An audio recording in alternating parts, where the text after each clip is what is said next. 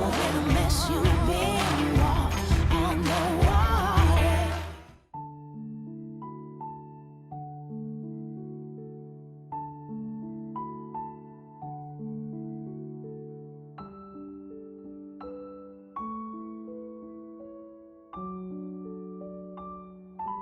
ഈശോ മിശിഹായ്ക്ക് സ്തുതിയായിരിക്കട്ടെ.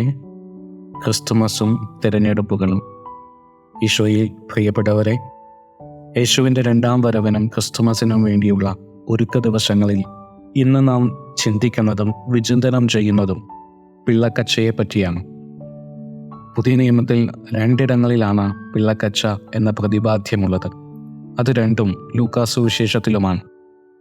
4-ാം അധ്യായം 7-ാം വാക്യത്തിൽ മറിയം അവനെ പിള്ളക്കച്ച കൊണ്ട് പൊതിഞ്ഞ് പുൽത്തൊട്ടിയിൽ കിടത്തിയെന്നും 4-ാം അധ്യായം 12-ാം വാക്യത്തിൽ പിള്ളക്കച്ച കൊണ്ട് പൊതിഞ്ഞ് പുൽത്തൊട്ടിയിൽ കിടത്തിയിരിക്കുന്ന ഒരു ശിശുവിനെ നിങ്ങൾ കാണുമെന്നും നമ്മൾ വായിക്കുന്നുണ്ട്.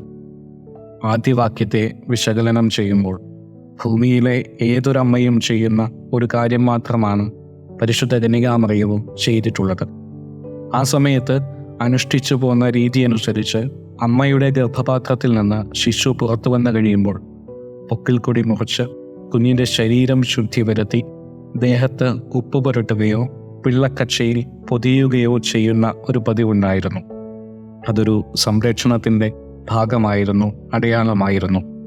എസെക്കിയേൽ പ്രവാചകന്റെ പുസ്തകം 16-ാം അധ്യായം 1 മുതൽ 4 വരെയുള്ള ഭാഗത്ത് നമുക്കത് കൃത്യമായി വായിച്ചെടുക്കാനും സാധിക്കും. ജ്ഞാനത്തിൻ്റെ പുസ്തകത്തിൽ 7-ാം അധ്യായത്തിലും സോളമൻ്റെ ജനനവുമായി ബന്ധപ്പെട്ട ഭാഗത്ത് പിള്ളക്കച്ചയിൽ ശ്രദ്ധാപൂർവം പരിചരിക്കപ്പെടുന്നതിനെ പറ്റിയും വായിക്കുന്നുണ്ട്. ഇതുവരെ അമ്മയുടെ ഉദരത്തിൻ്റെ വലിയൊരു സംരക്ഷണത്തിലായിരുന്ന കുഞ്ഞ് ഭൂമിയിലേക്ക് പിറന്നു കഴിയുമ്പോഴും പുറത്തെ ചൂടിൽ നിന്നും തണുപ്പിൽ നിന്നും സംരക്ഷിക്കുവാനായി ഇന്നും അമ്മമാർ അതിനുതകുന്ന ഉടുപ്പുകളോ തുണികളോ കൂടെ കരുതാറുണ്ട്. ഓരോ അമ്മമാരുടെയും കരുതലിൻ്റെ അടയാളമാണ് ഈ പിള്ളക്കച്ച. ലൂക്കാസ് സുവിശേഷത്തിൽ തന്നെയുള്ള പിള്ളക്കച്ചയെക്കുറിച്ചുള്ള 2-ാമത്തെ പ്രതിപാദ്യത്തിൽ കർത്താവിൻ്റെ ദൂതൻ ആട്ടിടയർക്ക് കൊടുക്കുന്ന അടയാളമായാണ് പിള്ളക്കച്ച അവതരിപ്പിക്കപ്പെടുന്നത്. എന്നാൽ ആ സമയത്തെ സാഹചര്യവും ആചാരരീതിയുമൊക്കെ അനുസരിച്ച് നോക്കിയാൽ ജനിക്കുന്ന ഓരോ കുഞ്ഞിനെയും ആ കുഞ്ഞിൻ്റെ അമ്മ പിള്ളക്കച്ച കൊണ്ട് പൊതിഞ്ഞ് സംരക്ഷിച്ചിരിക്കും. അങ്ങനെ നോക്കുമ്പോൾ പിള്ളക്കച്ച കൊണ്ട് പൊതിഞ്ഞ ഒരു ശിശുവിനെ നിങ്ങൾ കാണുമെന്നത് ഒരു അടയാളമായിട്ട് പോലും കാണാനാവില്ല. എന്നാൽ അതിനോട് ചേർന്ന് ഈ ആട്ടിടയരെ പറ്റി പാരമ്പര്യമായി പറയുന്ന ഒരു കാര്യമുണ്ട്. ജെറുസലേം ദേവാലയത്തിൽ ബലിക്കായി ഉപയോഗിക്കുന്ന കുഞ്ഞാടുകളെ നോക്കുക എന്ന ഒരു പ്രത്യേക ദൗത്യമാണത്രേ ഈ ആട്ടിടയർക്ക് നൽകപ്പെട്ടിരുന്നത്. ദേവാലയത്തിൽ ബലിയർപ്പിക്കുന്ന ആടുകൾ 1 വയസ്സ് തികഞ്ഞവ ആയിരിക്കണമെന്നും ന്യൂനതകളോ കുറവുകളോ ഇല്ലാത്തവ ആയിരിക്കണമെന്നും നിയമമുണ്ട്. പിറന്നു വീഴുന്ന കുഞ്ഞാടുകൾ ദുർബലരായതുകൊണ്ട് തന്നെ അപകടങ്ങൾ സംഭവിക്കാതിരിക്കാൻ ഈ കുഞ്ഞാടുകളെ തുണിയിൽ പൊതിഞ്ഞ് സംരക്ഷിക്കുന്ന ഒരു പതിവുണ്ടായിരുന്നു.